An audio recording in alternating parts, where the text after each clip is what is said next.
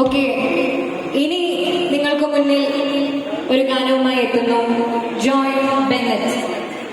ജോയിനെ കുറിച്ച് പറയുകയാണെങ്കിൽ ഒരുപാട് കാര്യങ്ങളുണ്ട്.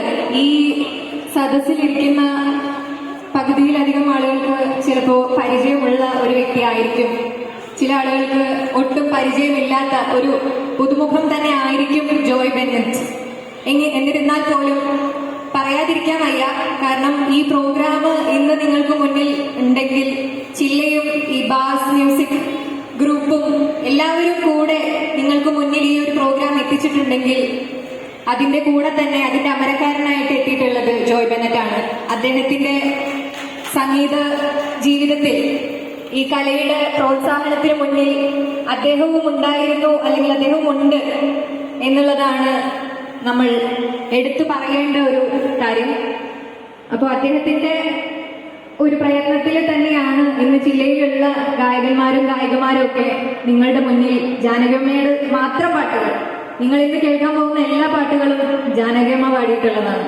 അല്ലെങ്കിൽ ജാനകിയമ്മയുടെ കൂടെ തന്നെ നമ്മുടെ യേശുദാസ്, അതേപോലെ തന്നെ ജയചന്ദ്രൻ എന്നീ പ്രശസ്തരായ പ്രമുഖരായ മലയാളത്തിലെയും തമിഴിലെയും ഒക്കെ ഗായകർ പാടിയിട്ടുള്ള പാട്ടുകളാണ് നിങ്ങളുടെ മുന്നിൽ എത്താൻ പോകുന്നത്.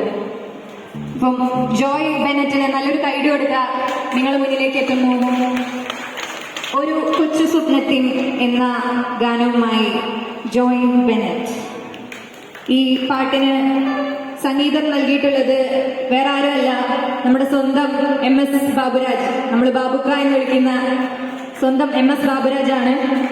P ഭാസ്കരൻ വരികൾ എഴുതിയ ഗാനം ഒരു കൊച്ചു സ്വപ്നത്തിൽ.